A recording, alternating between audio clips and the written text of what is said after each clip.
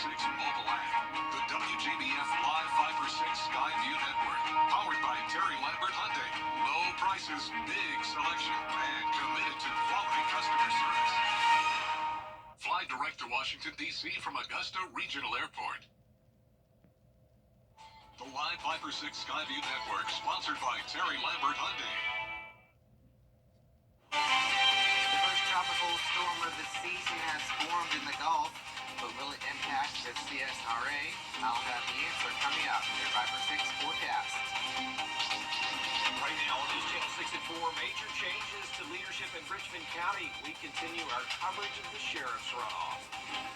Plus, celebrating our country's second Independence Day. We're live from Augusta's Juneteenth Festival. And Columbia County establishing its first branch of the NAACP. We'll introduce you to the chapter's president and tell you why organizers say it's not about celebration, but education. As your News at 4 starts now. Live from Television Park, this is WJBF News Channel 6 at 4. Good afternoon, everybody. I'm Brad Means. And I'm Jenny Montgomery. Thanks so much for joining us. Coverage you can count on begins in Augusta, where soon there will be a new sheriff in town. Yesterday, Richmond County voters chose Gino Brantley over incumbent Sheriff Richard Roundtree for the job. Brantley may have another candidate to beat in November. Richard Dixon has qualified as an independent candidate, and if he gets enough signatures on a petition, he will be on the ballot in the general election. Either way, many voters think it's time for a change.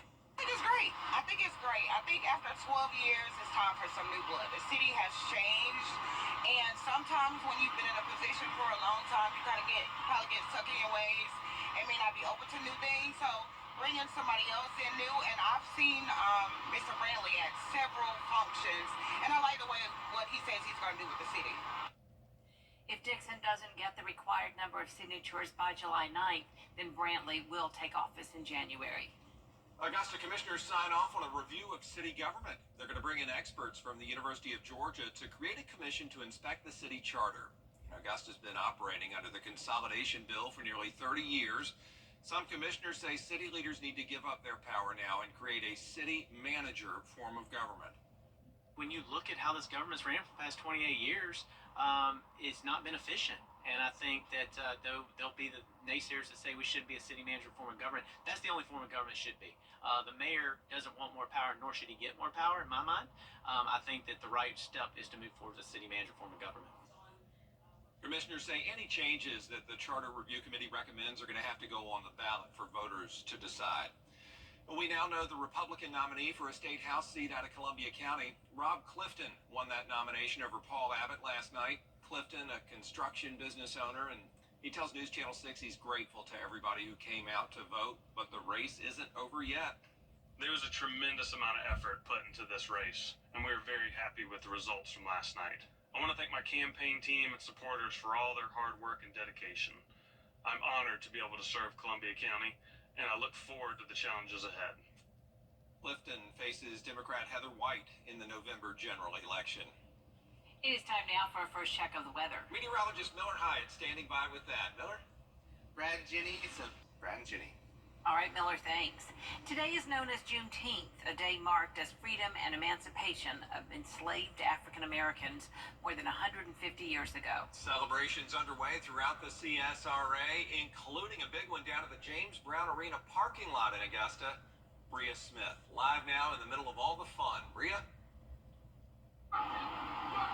That's right, Brad. Well, people have been out here celebrating the holiday since 12 this afternoon, and those I spoke with say this day is very important and very rich in history. On June 19th, 1865, African American slaves were officially freed in America. Today, the Band of Brothers Augusta nonprofit organization is hosting its 8th annual Juneteenth celebration. The event features live music, entertainment, fun for kids, and food. It also includes more than 100 vendors and health and wellness checks. I mean, if you don't know your truth, you don't know your future or, where going or coming? A lot of people don't get a chance to celebrate their history. So we wanted to bring my daughter out here because she doesn't get an opportunity to do things like this a lot. She's 2, almost 3. So we just wanted to come out here in order to celebrate, to show her where her ancestry lives, to show her what culture is. The event is free for anyone to attend and will go on till 9:30 p.m. tonight. If you haven't had the chance to come out already, all you have to do is bring your family and your friends for a good time. Live in Augusta, Bria Smith, WJBF, News Channel 6. Bria, thank you for that. Juneteenth is certainly a day of celebration, and it can also be observed as a day of education and community service. News Channel 6's Carlton T. Clay has more. Juneteenth celebrations are continuing in Aiken. The nonprofit Umoja Village is partnering with Eudora Wildlife Safari Park. The community organization celebrating Juneteenth with a Founders Day event. It includes African dancing, storytelling, entertainment, and games. The event has brought hundreds of people together. It is a celebration of freedom. It is a celebration of resiliency. It also points to the importance of communication. It was because there was no TikTok or Instagram or Facebook. So it was whatever modes of communication that was available. Umoja Village has a community calendar available for other events. You can find it on Facebook. History being made in Columbia County on this Juneteenth holiday. Graham Lee takes us to the celebration at the Columbia County Justice Center. The task has been accomplished. The community gathering Wednesday to celebrate the first branch of the NAACP in Columbia County. I know that in the past that it has been attempted and even prematurely announced to some degree, but this is the real thing. This comes after the National Executive Committee of the organization approved the charter for the branch on February 17th. Cersei says there were a few other hurdles they had to jump through. There was a certain number of people that we had to have to join and pay dues and do the application process and get them some county information. It's also significant because of the area's African American heritage, which extends more than a century. Ma Belle Dixon and her husband Paul once owned more than 700 acres in Columbia County on the property now known as River Island. This is a photograph of her 3 sons, but she also had a daughter who is the grandmother of Walter Hornsby IV, who is still living today. Reverend Melvin Ivy says now that a branch is in Columbia County, it's an opportunity to work together. The only thing that we're competing for is those issues that goes against the norm, those issues that where people's rights are being violated. Those are the things that we compete for. And we compete in 2 different arenas. It's not about celebration, but it's about education. The whole idea is to educate the people about the issues in the community so that they can make informed decisions. In Evans, Graham Lee, WJBF, News Channel 6. Good news to report after our Giving Your Best blood drive here at Television Park yesterday when it comes to the local blood supply.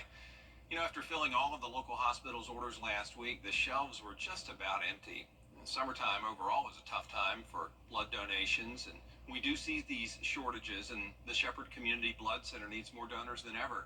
So thanks to everybody who donated yesterday and who helped take some strain off the center. Our shelves are really, they're getting there, but everything that's donated on the daily basis goes directly back into our community as we fulfill local hospital orders. Yesterday here at WJBF, we were able to get 35 good units, which saves roughly over 100 lives. 35, not too bad. To donate, you can still just find a blood drive closest to you on the Shepherd website, or you can just go to one of their 5 locations. Today is World Sickle Cell Awareness Day, and the CDC estimates nearly 100,000 people in the United States have the disease.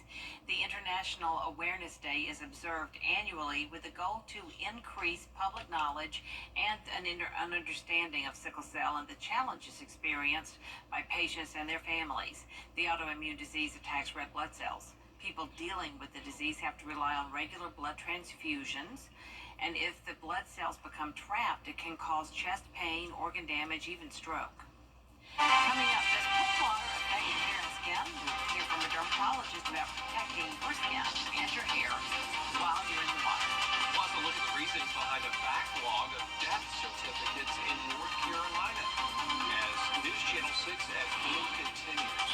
Well, the heat is ramping up as we head towards the weekend with heat indices back to near 100. Details in your 5 for 6 forecast. Yeah. Hi, ET. If you notice your hair or skin tends to feel drier after swimming in a pool, chlorine is likely to blame. Tips now from a dermatologist to help you deal with it. Chlorine is a great product for your pool because it helps disinfect it, right? So it keeps bacterial counts down, it keeps it looking, clearer and better for when you swim in it and keeping it more sanitary. The problem is that it's also very drying to your skin and hair. And so the biggest thing with your hair and your skin is that they're going to get dried out from going into the pool. Dr. Jennifer Lucas is a dermatologist with Cleveland Clinic. She says that dryness can also cause irritant contact dermatitis, which is a type of rash on the skin. While that chlorine's on you, you don't want it to sit and continue to cause irritation. As for your hair, chlorine can strip it of natural oils, making it more brittle. The same goes for your nails and eyes, too. So what can you do to help with these kinds of issues? Dr. Lucas suggests getting your hair and skin wet before going in the water. This way they won't absorb as much of the chlorine. So you want to get in, take a shower, use a gentle cleanser to, get that pool water off of you. You could also use a protective hair mask, which is like a leave-in conditioner. Swimming caps and goggles are another option. Finally, when you're done, it's important to take a shower right away.